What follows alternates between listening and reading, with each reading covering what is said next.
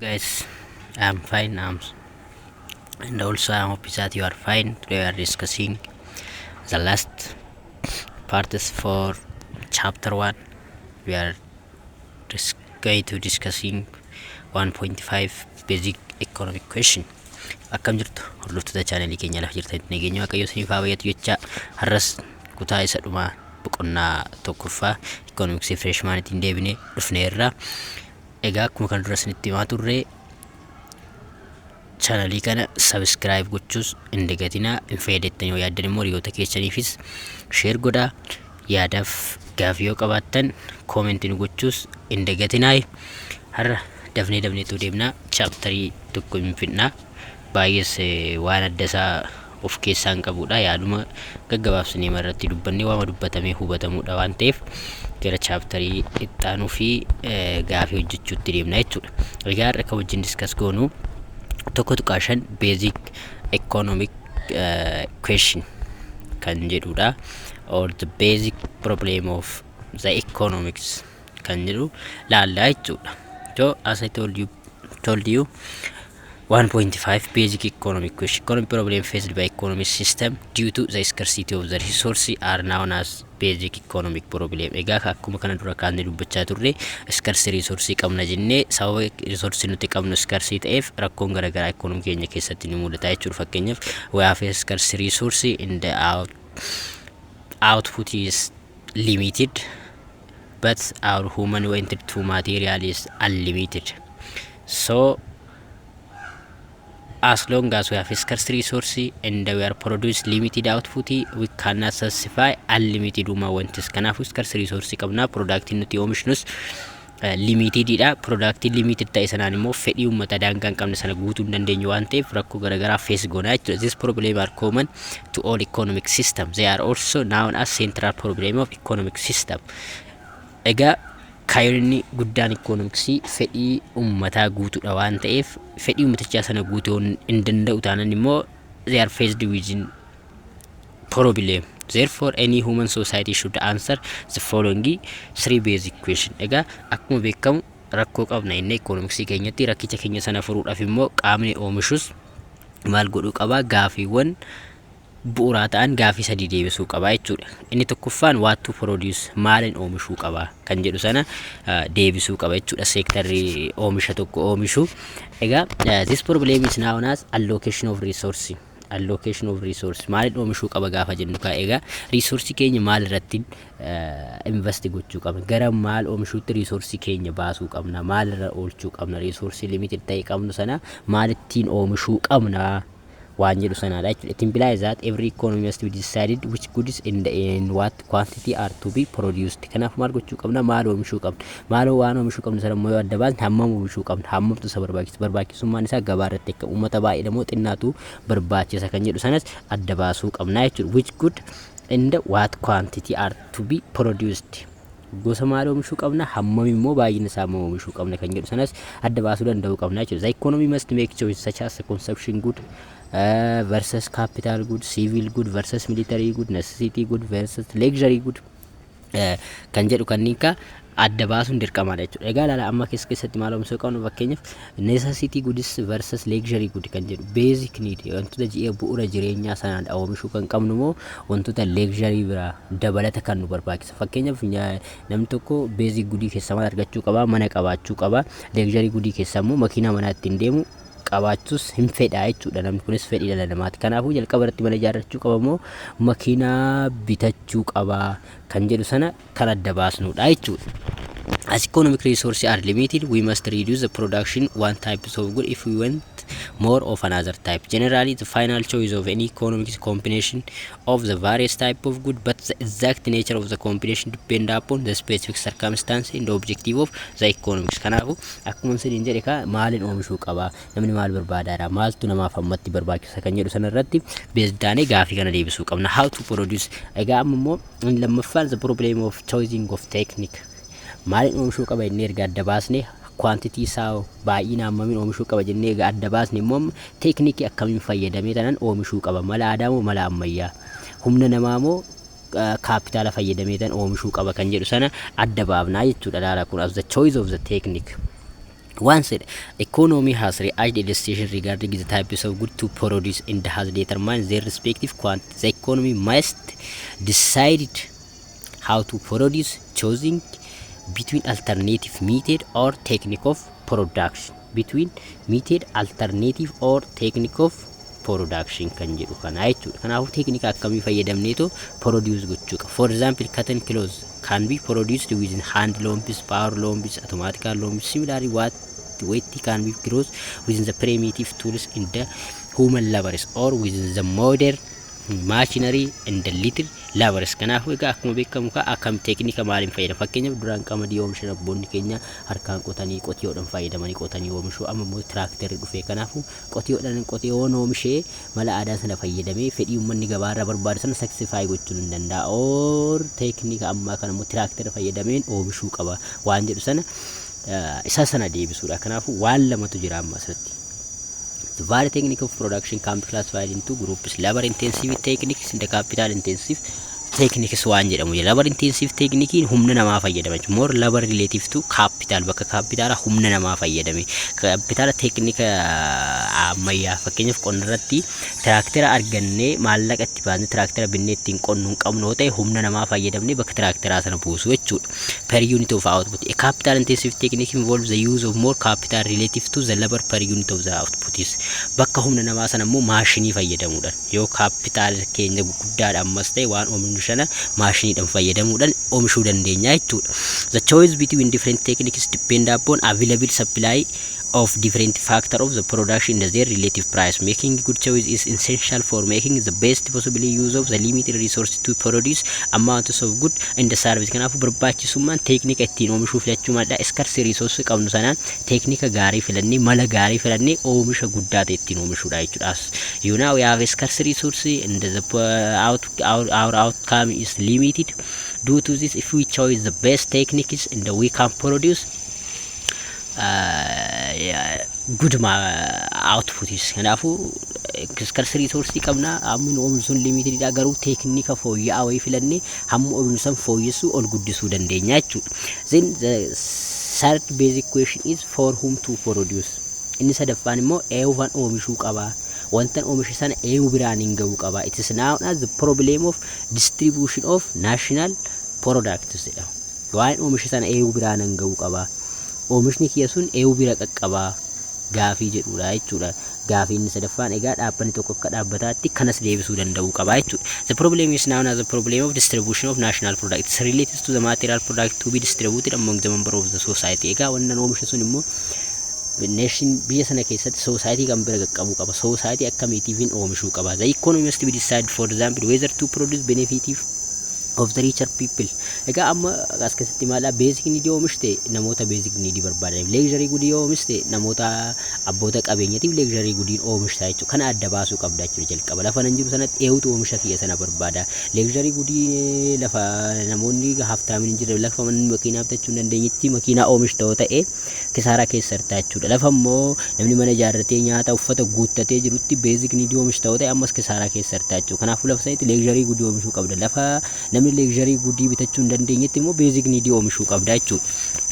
Kana adda baasuudha jechuudha. An economy that wants to benefit maximum numbers of persons would first try to produce the necessity of whole population in the to produce to the production of the luxury good. Kanaafuu maal godhuu qabda achi keessatti amma fedhii uummataa adda baasuu qabda. Forum gaafa jettu namoonni maal barbaadu, naannoon itti oomishuu danda'u, naannoo faaktoriin keeru sana irratti fedhiin namootaa maalidha barbaadu, wanti namoonni barbaadaa jiran maali keeru sana adda baasuudha. These three are the basic question or the central problem of the economics. Egaa inni sadeen kuni rakkoolee bu'uuraa yookaan rakkoo handhuura economics jedhamu jechuudha. Egaa yeroo baay'ee daldaltoonni keenya oomishtoonni keenya oomisha isaaniitiin kan kufan maal gochuudha, rakkoo kana sadeen adda baasuu dadhabuu fi deebii gaafii kana sadeeniif deebii gaa kennuu dhabuurraa kan ka'e rakkoo garaagaraa fees gochuu danda'u jechuudha. Kanaaf jalqaba gaafa oomisha tokko taanu gaafa daldala tokko taanu gaafii nuti jalqaba nuti deebisuu qabnu waattuu produce maalan oomishuu qaba.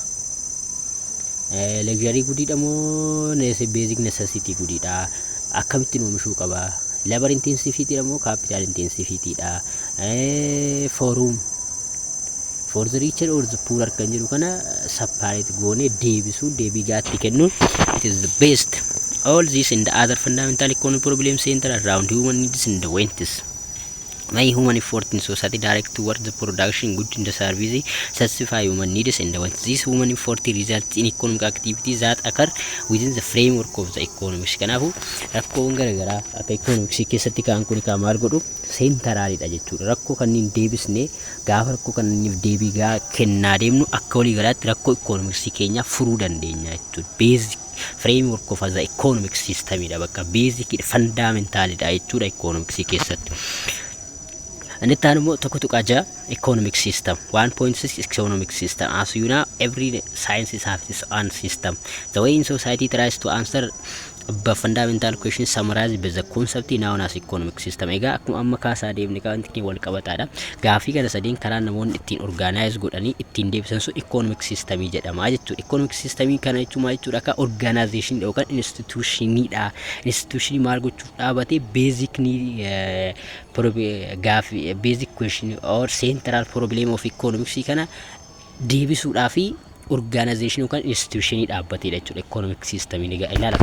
Economic system is organization or institutional arrangement established to answer economic question jedha jechuudha. Kanaafuu economic system kun kan jennuun whether it is capitalist, whether it is mixed, whether it is command, the aim of this system is to answer the basic question or the central problem of economics in organized ways. Kara haala qindaa'ina ta'een rakkoo economics or central problem economics kana deebisuudhaaf organized kan ta'e economic system jedhama jechuudha. Egaa economic system kun egaa iddoo sadiitti qoodama. Capitalist economic system, command economic system, mixed economic system jedha jechuudha. The three kinds of economic system have its own feature, its advantage and its disadvantage. Whether it is capitalist or command or mixed, the main goals or the main aims of this system is answered the basic question of the economic. Let's see one by one. Capitalist is the oldest form of economic system in the world. It became widespread in middle 19th century. In this economic system, all means of production are privately owned and the production takes place at the initiative of individual private entrepreneur work mainly for private profit. Egaa akkuma beekamu capitalist economic system jaarraa 16ffaa keessatti kan widespread ta'e yookaan addunyaa garaagaraa irratti kan mul'ate yoo ta'u the oldest one dha jechuudha. Isa duraanidha, isa turaadha jechuudha. Egaa economic system kun maalidha? Namoonni dhuunfaadhaan privately owned in the production take at initiative of individual private entrepreneur. Namoonni dhuunfaa isaaniidhaan akka hojjechuu danda'an, akka oon godhan, profitii dhuunfaa isaaniitti akka argachuu qabanii fi ofii isaaniidhaan akka of gaggeessuu danda'an take decision as individual. Namoonni natti toleen oomishaa natti toleedhaan price based ta'anii yeroo barbaadanitti akka oomishan, yeroo barbaadanitti immoo oomishuu akka dhiisan fedhii namoota irratti kan hundaa'udha jechuudha. Gabaa bilisaa jechuudha. Laissez faire kan jedhaman sanaadha jechuudha. Innis kan jedhamanidha jechuudha. The government intervention in this economics minimal. Kana keessatti mootummaa wanni galchuun jiru mootummaan amma baay'ee keessa seenu. Kana jechuun garuu mootummaa inni ilaallatu jechuudha miti. Hamma ta'e interventioniin jira, garuu interventioniin isaa when we compare with the other two less no, minimum no. Amma baay'ee mootummaan haaluma xiyyeeffachuu qabu irratti kan xiyyeeffatu malee dhimma kaan ofumaa isaaniidha. Namoonni privately ofumaa isaaniidhaaf decisionii fudhatu jechuudha. This system is also called free market economy or market system or laissez faire jedhama jechuudha. Kanaaf free market economy dha. Abbaan barbaade seenii daldaluu danda'a, abbaan barbaade dhiisuu danda'a, abbaan barbaade gurgurachuu danda'a, abbaan barbaade bitachuu danda'a jechuudha. Market system, sale buying system or laissez faire, free from any control or commands jechuudha jechuudha. Namni dirqamsiisuu hin qabu daldalaan tokko saasitti toletti seenii daldalaa, saasitti toletti immoo keessaa baa free economic systemidha jechuudha. Egaa akkuma isin jedhee economic system amma future mataa isaanii qabu. Maal jechuudha future isaanii kan jedhu kana hin dubbistu isin baay'ee isaa salphaadha. The right to private property, qabeenya namni dhuunfaadhaan qabeenya hoogganuu dandeessa jechuudha. Mirga qabeenya dhuunfaa keetii qabaachuu qabda jechuudha. ምንድነው ሲቪል ኮድ irratti seera biyya keenya ሲቪል ኮድ yoonni jedhamu jira. hariiroo hawaasaa, koodii hariiroo hawaasaa kan jedhu irratti keewwata ta'e irratti namni qabeenya dhuunfaa isaa horachuu mirga akka qabu constitutioniin keenyas hin kaa'a jechuudha. Kanaafuu mirga qabeenya dhuunfaa keetii horachuu qabdaa jechuudha. Freedom of choice by consumers gaafa taate waan barbaadde filattee bitatta jechuudha. Namni dirqama kana biti hamma kana biti siin jedhu hin jiru. Waan barbaadde filatta hamma barbaadde filatta yoo barbaadde immoo hin dhiista jechuudha. Probity motives.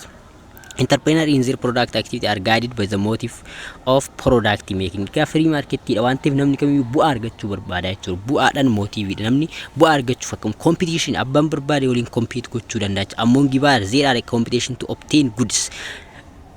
Amma warri gurguranii dhiyeessii isaaniitiin compare ol godhu warri bitanis immoo achirraa bita kanan bita ani competition gochuu danda'u jechuudha. Akkasumas immoo hojjettoonni qacaramuudhaaf hojjettoota qacaruudhaaf dhaabbanni tokko requirement baasuu danda'a, dorgomsiisuu danda'a. Hojjettoonnis immoo gabaa bilisaadha waan ta'eef barbaadan kanattiin qaxarama barbaade kanattiin qaxarama jedhanii compete waliin gochuu danda'u jechuudha. Price making mechanism kana jechuun immoo price making mechanism jechuun gatii irratti hundaa'uudhaan fakkeenyaaf hojjettoonni tokko maal godhanii yoo gatiin ol ka'e meeshaa isaanii gadi baasanii gurguranii yoo gatiin gadi bu'e immoo meeshaa isaanii gurguruu dhiisuu oomisha isaanii dhaabuu danda'u jechuudha. Fakkeenyaaf yeroo tokko faaktarii tokko maal godhu seeta yoo gatiin gadi bu'aa meeshaa bitanii mana keessatti kuusanii yeroo gatiin ol ka'e baasanii gurguruudha jechuudha. Maana role of government sega akkuma duratti isinitti hime government doesn't interfere the day to day economic activity in the convenience service to defend the maintenance of the law in the order kan jedhu egaa mootummaan baay'ee gidduun galu garuu yoomitti gidduu gala mootummaani tokko amma dabchisuun kan gaggeeffamu amma seera biyyaan cabsinetti fi hajaja mootummaa sana keessa akka hin baanetti akkasumas inflation gara malee ol ka'e gabaa tasgabbeessuudhaaf yeroo tokko seenaa garuu free market dha jechuudha. Self interest each individual guided by self interest and motivated by the desire of economic gaining. Kanaaf fedhii namoota irratti hundaa'a jechuudha. Namoonni fedhii isaanii irratti hundaa'anii economic gaining bu'aa argachuudhaaf probity barbaachaadha jechuudha. Inequality of income. This is the gap between the richer and the poorer. Capitalistic keessatti egaa garaagarummaan jira. Irra caalanii garuma warra riicharii kanatti deema puuraroonni bakka humnuma isaaniif warra riichariidhaaf kennanii maallaqa argatanii existence in the negative externality. A negative externality is the harming cost or the inconvenience suffered by the third party because of action by the others. In capitalist economy, decision of the firm may result in negative externality against another firm or the society. External negative externality lama ture negative in the positive. Negative dha yoo jennu paartii sadaffaa waan tokkoyyuu osoo hin argatin yoo miidhamu jechuudha. Pozitiivoo jennu immoo paartii sadaffaan waan tokkoyyuu osoo hin baasin yoo fayyadamu jechuudha. Fakkeenyaaf kanaaf akka nuuf ta'uuf negative externality jechuun fakkeenya tokkoon isinii kaasa. Warshaan tokko jiraate warshaan simintoo oomishu fakkeenyaaf haa fudhannu simintoo inni oomisha abbaa warshichaa oomishee simintoo gurgurata qaamni simintoo bitu immoo simintoo bitee manaan ijaarrata jechuudha. Qaamni garuu abbaa warshaa sanaas hin taane simintoo sanas hin binne qaamni biraa arri warshicha sana keessa ba'u qilleensa faalee namoota isarraa hin hirmaanne hin miidhaa jechuudha. Kanaafuu paartii sadaffaa osoo omaas hin kafalniif abbaa warshaa sunis arri qilleensa keessan isa faaleera pollution of air isin jalaa ta'eera jedhee faalama qilleensa saniif homaan kafalu jechuudha. Faalama qilleensa saniif homaan kafalu garuu qilleensichi faalameera jechuudha. Kanaafuu negative externality qaba jechuudha. Advantage mataa ofis qabu. Flexible and adaptability. Success adapt changing environments. Bakka yeroo barbaadden hojjetta yeroo barbaadden dhiista. Yoo humna keetii ol ta'een dhiista yoo humna keetii ta'e immoo hin hojjetta. Decentralization of economic power. Namni handle godhu hin jiru. Bakka economiin free dha jechuudha. Poweriin anatu resource kana hooggana anatu kana hooggana namni hojjete of giddaruu danda'a jechuudha. Increase in per capital income and the standard of living. Reading rapid growth in levels of production, the income leads to higher per capita income and the standard of living. New types of consumer goods. Variety of new consumer goods are developed, producing a large scale growth of entrepreneurship of the optimum utilization of product resources, high rate of capital formation.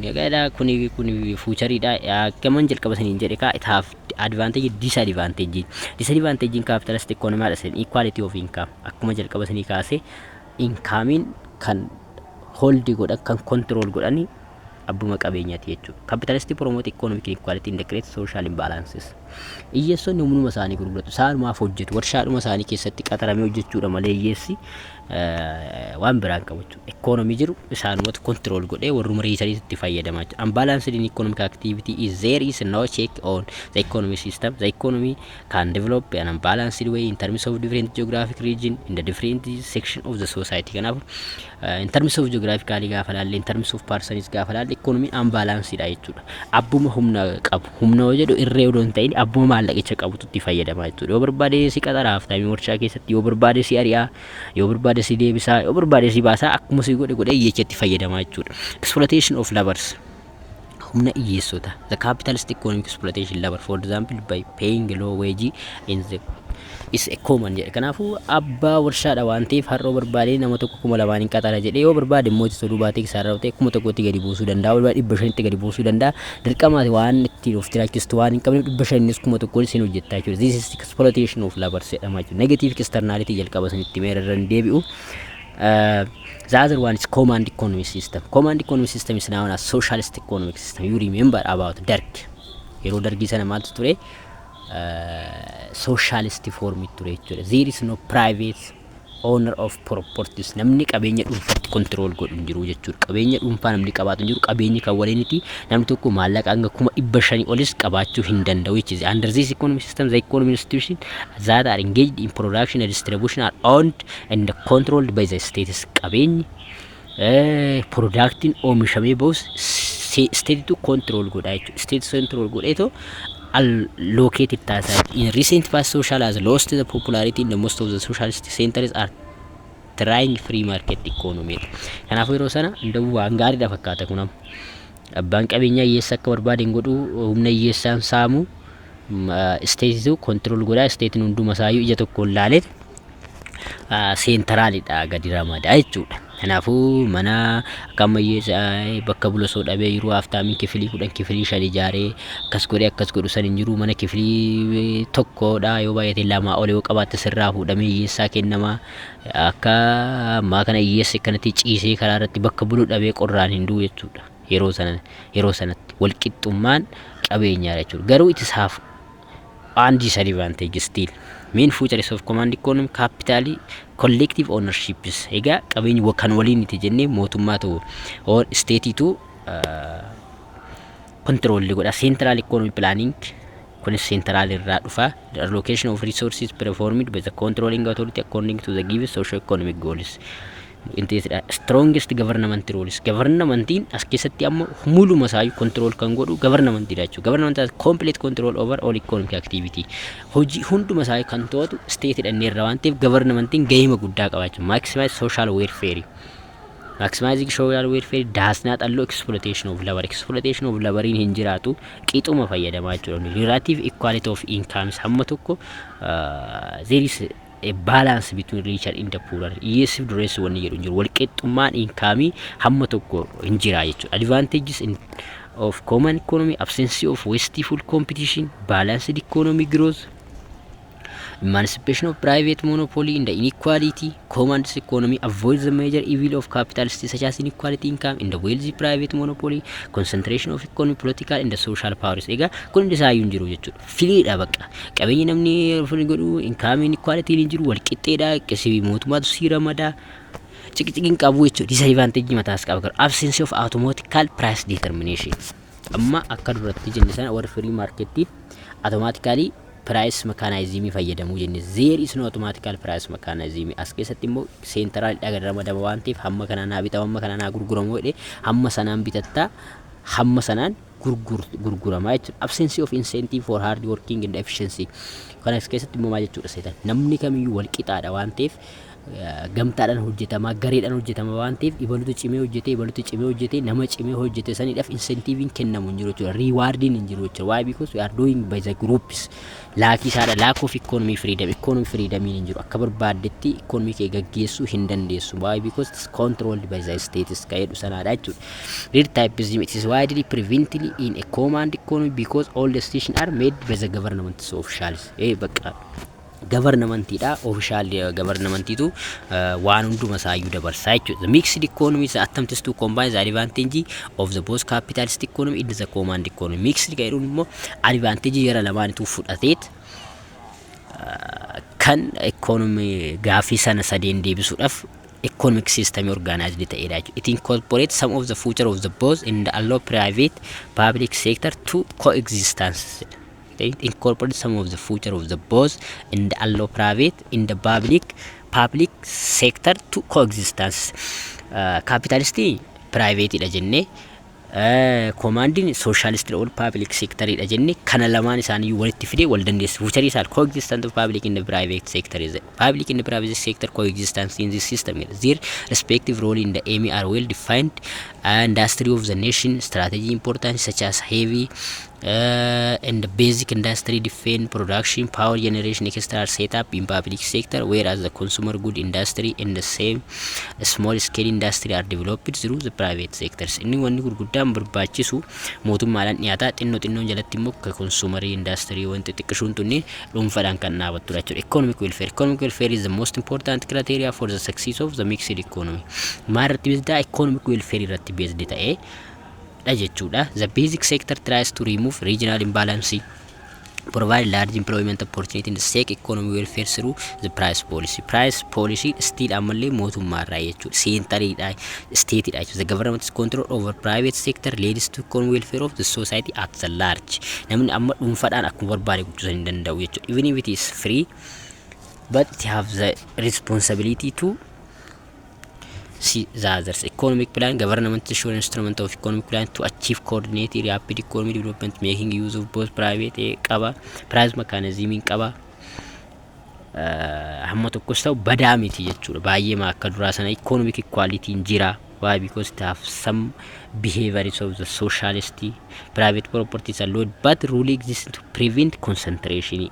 Namoonni dhuunfaadhaan akka hojjetan eeyyamamuu fi danda'a, garuu baay'ee masaa controlling godhan jechuudha. Hamma ta'e limited fixed for owning land property hamma kana haa qabaattu amma kana immoo jedhameet limited ta'a jechuudha. Advantage the mixed kan jedhu kanneen laaluu dandeessu advantage disadvantage dhuma lamaadha. Inni lammaffaan immoo decision making unity in the circular flow of the make. Decision making unity kan jedhu there are three decision making unity. Qaama sadii tokkoffaa household can be one person or more live under one roof in the make just the financial decision how to make selling of their resource in the buying of goods. Egaa household jechuun abbaa manaa fi haadha manaa maatii tokko jechuudha. Maal murteessuu danda'u, maal resource isaanii akka gurguranii fi waan isaan barbaachisu immoo bitachuu akka danda'an ni murteessu jechuudha. Firmii dhaabbata tokko immoo make two decision buying economic resource in the selling their product. Economic resource ofirraa qaban gurguruu fi product isaanii immoo economic resource hin bitu irraa hawaasarraa bitu waan produce godhan sana immoo gurguruuf murtee kana fudhachuu danda'u. Government organization that has legal and political power to control influence household firm in the market. Government also provides some types of good and the service known as public good and the service for the society. Kana dhiyeessaa jechuudha. Three economic agents interact into market jedha. Government is public good dhiyeessuu qaba. Kan akka ibsaa, bishaanii, karaa kanneen qaba, services qaba. Kuni service public good kan jennuun immoo kan akka military service kanneen mootummaan isin dhiyeessa isarratti decision fudhachuu danda'a jechuudha. Akka product markets where good service are translated exchanged. Product market jechuun bakka itti wanni oomishame meeshaa goodies haa ta'u services haa ta'u itti exchange warri oomisha itti gurguratanii fi warri fayyadamuu barbaadan itti bitatanii jechuudha. That market is where household and the government is buy good in the service from the business firm irraa. Kana jechuun product market jechuun bakka itti mootummaa fi namoonni warra industry qaban meeshaa oomishan irraa meeshaa itti bitan. Factor market kan jennuun immoo bakka itti warri business firmiin namoota irraa resource itti bitanidha jechuudha. Where economy factor of production input bakka galtee oomisha isaaniitiif galtee ta'u namoota irraa itti bitanidha jechuudha. Circular flow diagram jedha. Circular flow diagram kun akkamidha seetanii we have product market in the factor market qabna jechuudha. Egaa akkuma jalqaba achirratti isiniif kaasu yaale the model economy ይላል። ከዚህ ምን ይላል? simplicity first to sector model jedha. Have household in the business jedha. household maal qabu resource qabu. resource isaanii hin gurguru. eessatti factor market itti gurguru jechuudha. in this case flow goods in the service from producer to households and the flow resource from household to business firms. amma warri household ni resource isaanii factor market itti warra firmitti gurguru. warri firmi immoo waan produce godhan sana itti gurguranii product market itti deebisanii household itti gurguru jechuudha. this is flow of circular flow diagram dha jechuudha. inni biraa immoo sadis yeroon qabaatu jira. two sector model dha. inni biraa immoo circular flow circular diagram three sector dha jechuudha. inni lammaffaan akkuma nuti ta'e inni sadaffaa irratti immoo maalidha? governmentiin service way dhiyeesse service dhiyeessu saniif immoo deebi'ee taaksii yeroo sassaabu sardi sector dha jechuudha. fakkeenyaaf warra business firmidhaa fi resource isaanii ummata irraa bitu jennee resource isaanii san akka bitaniif akka fayyadamaniif karaa maal isaaniif dhiyeessa mootummaanii. ummata resource gurguraniif sachilaa karaa maal ibsaa bishaan kan isaaniif dhiyeessa. gama lamaan irraa maal fudhata mootummaan immoo taaksii fudhata jechuudha. inni kun circular flow of three model jedhama. diagram irraa ilaaluu dandeessu. egaa kana fakkaata inni har'aaf qabannee dhiyaanne. egaa akkuma beekamu chapter 1 xumurree jirra. viidiyoo kanaanii akkuma isinitti egaa chapter 1 ka introduction to economics akkuma jedhu ibsuma gabaabaadha. baay'ee waan ulfaatu sin qabu. qormaanni sammas badaa baay'eedha miti kana asirratti xiyyeeffatu. akkuma isiniin jedhe baay'inaan gaafirratti xiyyeeffannaa gaaf hojjechaa deemnu immoo ifa isiniif ta'a. isin sammaaf dafaa viidiyoo jalaa ilaalaati. amma viidiyoo hamma ta'e dabnee deemne egaa chapter 3 deemne achi booda gaafilee viidiyoo hojjechuutti deebina. hanga yeroo kanatti kan wajjin ta'e waaqayyo haa galatoomu jechaa. akkuma beekamu chaanalii keenya subscribe nu godhaa.